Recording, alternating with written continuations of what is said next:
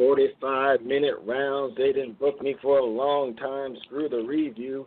Let's preview in 3D2. So it's show time. What's big money to small change? 2 words for you. Weigh in. Balls. All right, everyone. Welcome back to Battle Rap Radar Network presents The Weigh-In, where we discuss all the hot topics and current events in the world of MMA, mixed martial arts. I am one of your hosts, Cageside Carter. Follow me on Twitter at Cageside Carter. Cageside and Carter both have a C. C with the capital. Just kidding. But yes, keep C. And follow the network that keeps it moving, Battle Rap Radar Network at Battle Rap Radar, just the way it sounds. Now for a man that needs no introduction, but hey, if he wants, I will let him introduce himself. Talk to the people, 1791. Oh, man, I don't got an intro better than yours. 1791 is here. I'm having too much fun with those intros, man. Well, I know they missed us, man. It's been a couple of weeks, but look, we're called the Weigh-In Show. I know weigh is spelled W-E-I-G-H, but we still got to weigh in on certain topics. And if there aren't any topics, we can't really weigh in. So because of the month of August, but now we're getting back to it, so we're able to get back to what we're doing here. So we're going to go over some UFC news, recap some events, and talk about the future. This one's a little bit of a head-scratcher where I should kind of start in this case here, but I guess we can kind of recap what happened 2 weeks ago. That was UFC Mexico. Now, for UFC Mexico, I really only want to focus on 3 fights. I don't want to be disrespectful to all the other main eventers and undercard people, but really focus on the 3 main fights. The 3 main fights that I want to focus on, the winner of, Sergey Pettis defeated Brandon Moreno. That was for flyweight via unanimous decision. That's 125. Alexa Grasso defeated Randa Marcos via split decision. And the third one that kind of breaks my heart is Smiling Sam Alley defeated Rashad Evans via split decision. What I'd like to talk to you, 1791, about as far as this event goes, did you feel any of them were highway robberies? And do you feel Sergio Pettis, because he probably would be next in line for DJ Shot, does he deserve it? And what do you think the UFC, what do you think we should do with Mr. Rashad Evans? Let's start with Rashad. Yeah. Man, I don't know. It's tough to say. I don't know who I want to see him against. I would like to see him fight one more time. I'd like him to get one of those tune-up fights, but who's he really going to go against? I mean, he dropped down in weight. We thought that would solidify something for him, another little tight run, but he just seems to have lost the juice. I don't know. Maybe he should just take some time off, but then again, he did that. What's really the answer for him? I don't know. I wish I could say somebody that I'd be intrigued to see him fight, but right now I'd rather not see him lose anymore. And I don't want to see him opening up on some Fight Pass prelims I rather see him hang him up and either come back when the fire gets a little bit more. Right. It's tough to say, man. He's taken so much time off. I mean, given some injuries, but still. And as for the decisions, I don't think any of them were super crazy robberies. I mean, these fights are close, and you let them go to the judges. They're sitting at all different angles of the ring, different points of views. That's always going to happen. I mean, I've gotten kind of over the fact of that. Like, unless it's just a blatant one, which you haven't seen in a nice while. Right.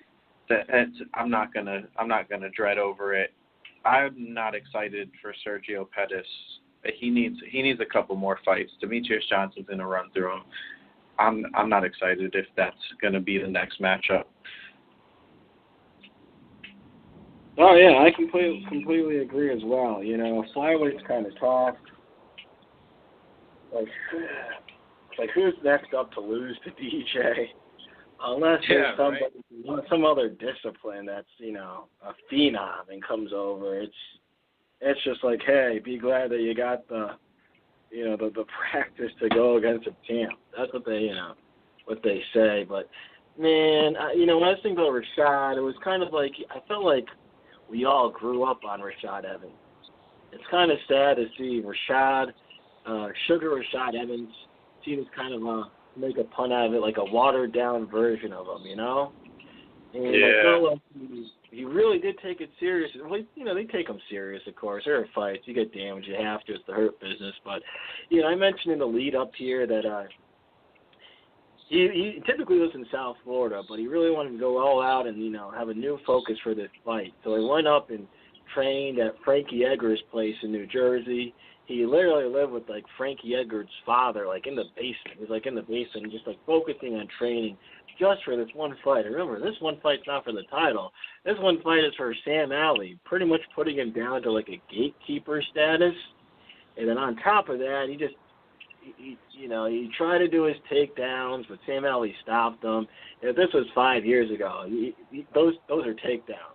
Those aren't just, you know, muscle him up against the fence. He's got those. And it really makes me think, what should we do with these, you know, these aging stars in the UFC that still just want maybe collect a check but still think they got it, like him and you know, BJ Penn. It's like, come on, man. I don't think you should go to Bellator, but please, man, like, do something else, you know?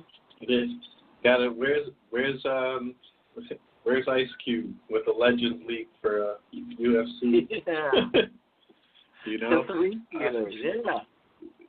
I mean, I would listen, I'd like to see the Legends League as a fan, but realistically, the health of these fighters, man, you can't.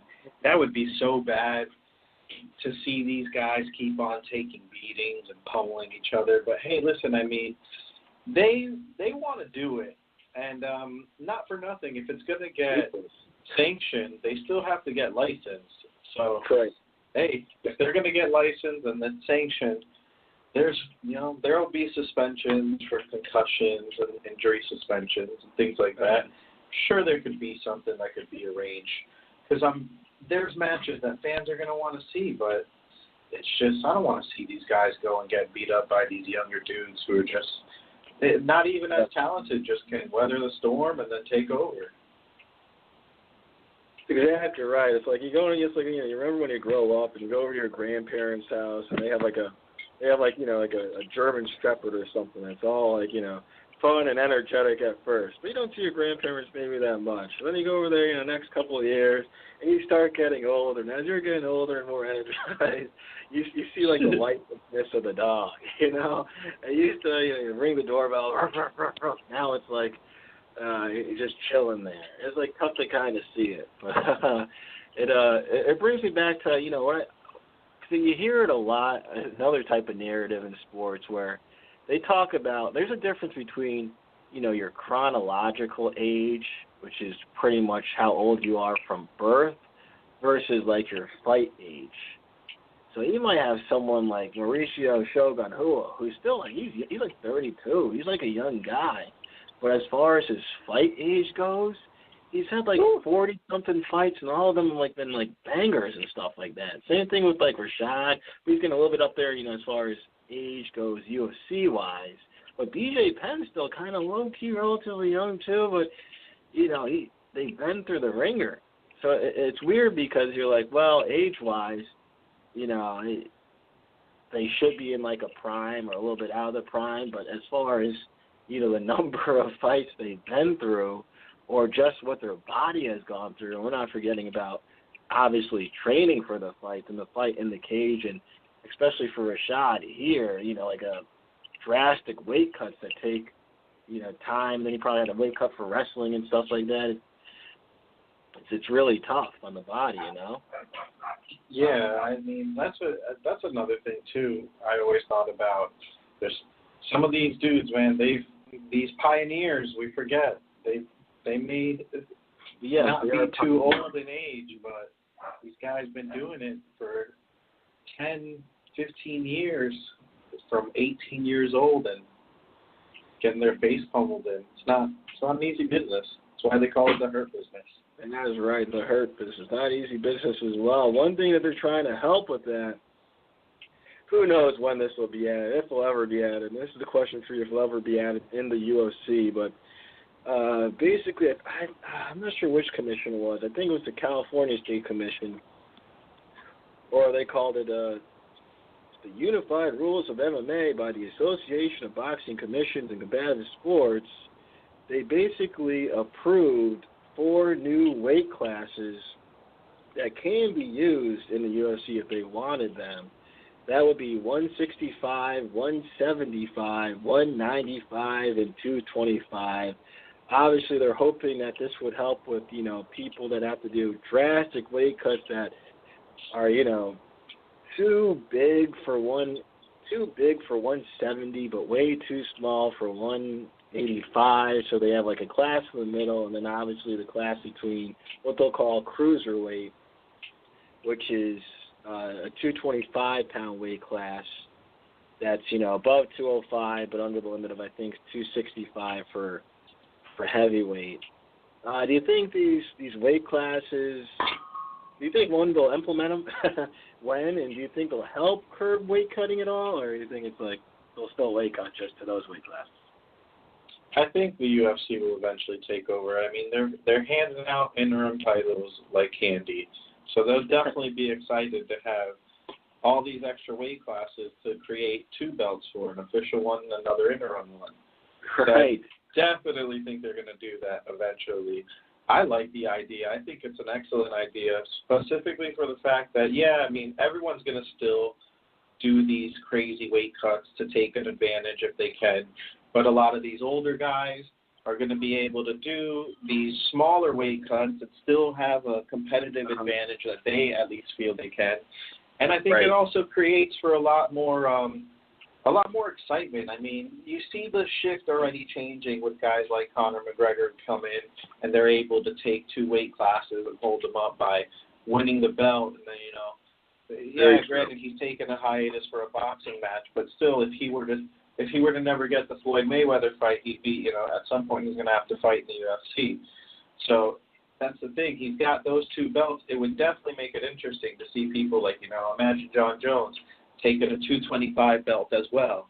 Or even, like a guy like Anderson Silva coming in and unifying a 165 or, well, not 165, but depending on different, these older guys and things like that. Not him specifically, but I think it's I think it's a really good idea.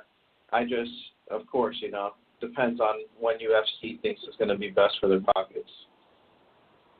Oh, of course, definitely. I can see somewhere like I don't really want to make fun of the guy, but I can see somewhere like Daniel Cormier's crying. He's like, please, Jones, don't take the 225 belt.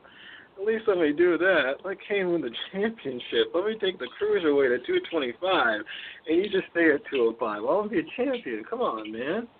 But, it was asked because this did come out, and they asked Dana White specifically. He's like, would you be interested in it? And he just said one-word answer. He goes, no. Obviously, his opinion changes all the time, but he was like, no. I randomly looked over the UFC roster, and although we focus on like maybe 30 guys and like 15 ladies, their whole roster, there's 500 that are contractually obligated as UFC fighters. So I was thinking like it might water it down, but I go, they still have like a lot of fighters underneath contract. They easily could have at least 1 or 2 other weight classes, and it'd still be like a vibrant weight class, Yeah, I mean, that's exactly what I'm thinking. It makes way for these newer, younger guys, creates an opportunity for some of these older guys to not have to kill themselves taking these drastic weight cuts. And it makes it more exciting. You create new stars. The UFC, I mean, granted, they're getting back into having some people that they can mold into stars, but not for nothing. It's been a few years where they've had a lack of star power. Somebody like the likes of a Ronda Rousey. Conor McGregor is their cash cow. John Jones is back. But then after that, who's the guy that you're going and really screaming home about that you need to buy a UFC pay-per-view for? hardcore fans and some casuals, but these big names, the old Ronda Rouseys, the Anderson Silvas, you can see more of them in different weight classes. Somebody who's going to run a division, or even Demetrius Johnson can, like I said, have an opportunity at a second belt and move up.